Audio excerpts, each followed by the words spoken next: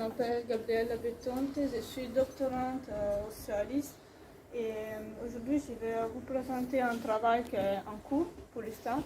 Donc on essaie de construire un algorithme quantique pour évaluer les W7. W7 c'est Worst Case Execution Time, c'est-à-dire qu'on veut évaluer les temps d'exécution dans les pires scénarios possibles. Alors déjà, je veux dire que l'intérêt clairement pour le calcul quantique est en train de monter depuis plusieurs années. On voit qu'il y a toujours de plus en plus de papiers sur le sujet. Ici, on a une capture d'écran sur le site Quantum Réseau qui regroupe plusieurs références sur le calcul quantique et on voit vraiment qu'on a pas mal de références et toujours de plus en plus. On a un investissement de la part des entreprises de haut niveau, très gros investissement.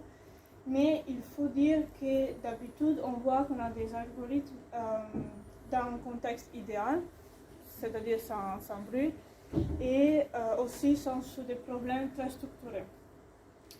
Donc il faut dire qu'aujourd'hui, on a juste des machines petites qui sont très sensibles au bruit, mais dans la communauté quantique, il y a l'espoir que dans le futur, on aura assez à des machines plus avancées et plus large.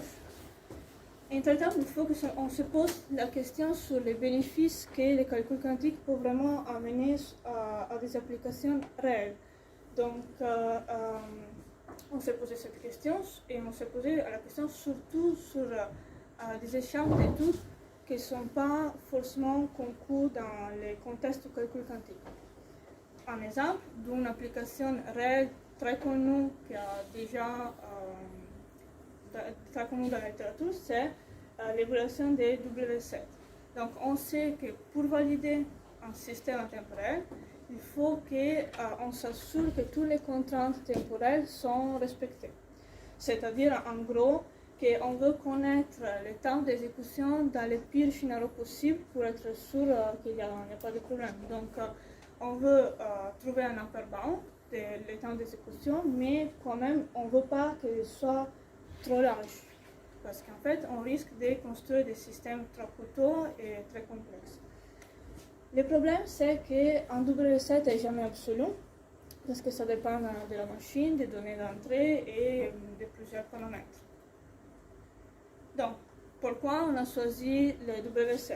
Alors, déjà, dans l'équipe, il y a Stéphane Louise qui a développé un algorithme classique mais inspiré quantique pour évaluer les temps d'exécution du programme. Et il avoue que cet algorithme est compétitif en termes de précision et efficacité avec l'état de l'art. Donc on a déjà un travail sur ça. En plus, on a que les champs d'études de l'évaluation de W7, un champ hyper large, et dedans on a tout. On a des problèmes d'optimisation, on a des problèmes polynomiaux, des problèmes un peu difficiles, on a même des problèmes pas décidables. En plus, une toute dernière petite raison, c'est qu'on a déjà une approche duale, c'est-à-dire qu'il y a déjà des algos pour faire de l'analyse statique sur les algos quantiques pour évaluer leur performance, mais on n'a pas l'approche duale, c'est-à-dire qu'on n'a pas un algo quantique qui arrive à faire de l'analyse statique. Donc pour toutes ces raisons-là, on s'est dit, bon, c'est un intéressant champ d'études pour le calcul quantique, mais visiblement, il y en a beaucoup d'autres, donc c'est juste un exemple pour nous. Donc, comme je disais tout à l'heure, on veut construire une approche quantique, donc on veut formaliser le problème tel qu'il soit adopté en ordinateur quantique pour faire de l'analyse statique, donc l'analyse avant d'exécuter vraiment le programme. Et on va garder les cache misses juste comme une première évaluation de W7. Très rapidement, on a que dans les ordinateurs modernes, on trouve les mémoires cache. Les mémoires cache, c'est une mémoire plus rapide, plus coûteuse, et donc en gros, si le programme va chercher une donnée et il le trouve dans les caches, donc on appelle ça un cache hit. Si jamais il n'est pas là, donc on est obligé d'aller le chercher dans la mémoire principale, ça c'est un cache miss. Et un cache miss c'est plus coûteux qu'un cache hit. On a pris un exemple super simple, donc on a considéré des programmes qui produisent des séquences d'accès à la mémoire déterministes, mais où un point de pression peut arriver à n'importe quel moment. C'est quoi un point de pression? C'est quand on va interrompre le programme pour permettre à notre programme d'être exécuté. Donc, dans notre modèle, on a, comme je disais, on considère des séquences des accès de mémoire qui sont déterministes, et on sait même si chacun de ces accès est un cache hit ou un cache miss. On fait l'hypothèse qu'on a un nombre fixe de pressions, donc notre programme va être interrompu K capital fois. En plus, on fait l'hypothèse, la forte hypothèse que si un point de pression arrive, on vide complètement les caches. Et on fait aussi l'hypothèse qu'un point de pression peut arriver à n'importe quel moment. Et c'est ça qui donne la non-prédictabilité du modèle. Donc ici à droite, on a un petit exemple. Si on imagine qu'on a la séquence des accès AB, A, C, B, si jamais les points de pression arrivent avant le deuxième A, on voit qu'ici, ça a un problème parce qu'en fait la cache va être vidée, donc le deuxième cache, on le trouve pas, le deuxième A, on ne le trouve pas dans le cache, donc il faut qu'on va le trouver dans le mémoire. Donc, si jamais les points de pression arrivent avant le C, qu'il n'a été jamais appelé, ça ne change rien. Donc le modèle n'est pas prévisible a priori. Donc tout d'abord, on a écrit un petit algo classique. Notre algo, c'est un algo de programmation dynamique et il trouve les plus petits nombres de cache hits qui correspondent visiblement au plus grand nombre de cache miss. Ici, en gros, on a une structure avec des boucles imbriquées. Donc, on a 3 boucles. On a une première boucle sur les accès à la mémoire. Donc, ici, on a n itérations. Donc, après, on a une autre boucle sur tous les éléments qu'on peut trouver. Donc, si on a m éléments, on trouve m itérations ici. Et on a une toute dernière boucle sur les nombres possibles de pression. Donc, on a de 1 jusqu'à k capital. Donc, on se retrouve avec k itérations. Donc, en gros, à chacun des n itérations, on va créer un tableau de dimension m fois k. Et donc, à la fin de l'histoire, tout l'algo en complexité de n fois m fois k. Donc, on peut dire que c'est en complexité de n à la puissance 3. Donc, on s'est dit, bon, on essaie de porter ça dans le contexte quantique. Donc, à chacun des n itérations, à la place de considérer des tableaux de dimension n fois m fois k, on y considère un état superposé qui représente tous les possibles k'S où k'C, tous les nombres possibles de pression qu'on a, et S, c'est le correspondant nombre de cache hits. Donc, notre état superposé représente toute l'information possible.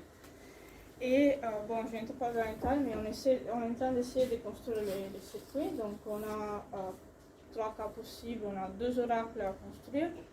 Là, l'oracle 1 est facile à construire parce que c'est juste fait par des portes notes.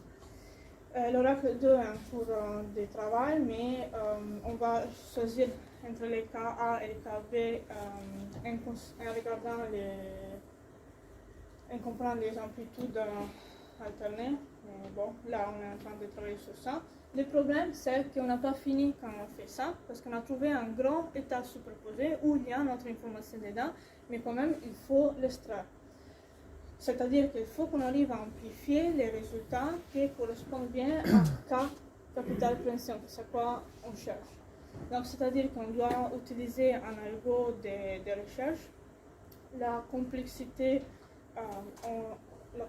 donc de ça est O racine carrée de n fois k, et on peut dire que c'est O de n. Ça signifie qu'en tout l'algo quantique a comme complexité O de n à la puissance 2 plus n.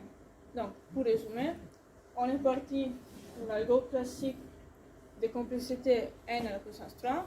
On avait un post-processing linéaire, c'est-à-dire qu'à la fin de l'algo, on avait tout de suite notre réponse, donc c'était OK.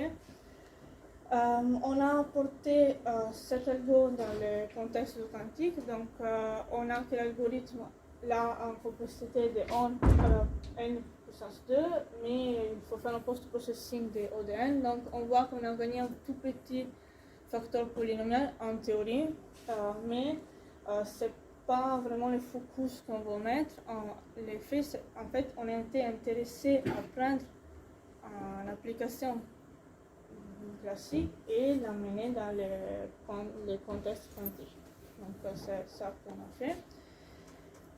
Donc pour le futur, on se dit déjà il faudra qu'on essaie de permettre d'avoir un peu de non-déterminisme dans la séquence des AC, parce que là on considère un cas hyper simple, mais il faudra le complexifier. Mais surtout, une chose que nous on trouve intéressante, c'est que beaucoup des algos de programmation dynamique ont un peu les mêmes patterns, c'est-à-dire des boucles imbriquées un entre l'autre. Donc on s'est dit, est-ce qu'on arrivera à généraliser cette approche à des autres algos de programmation dynamique? Voilà, donc ça c'est le travail pour l'instant.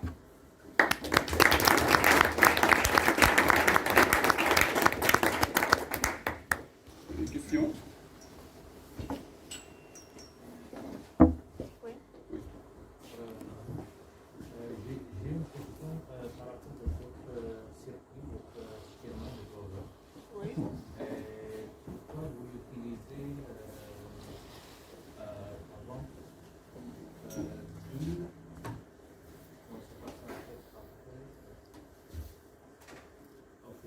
c'est la première 2 et la deuxième J. Ici, ça signifie quoi?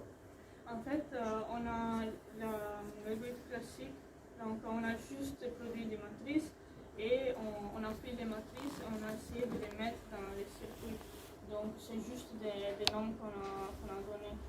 Et voilà, pas plus que ça. Vraiment, on se retrouve avec des grosses matrices, on a séparé un petit morceau et on est en train d'essayer de les faire correspondre à des portes. On est en train de procéder comme ça.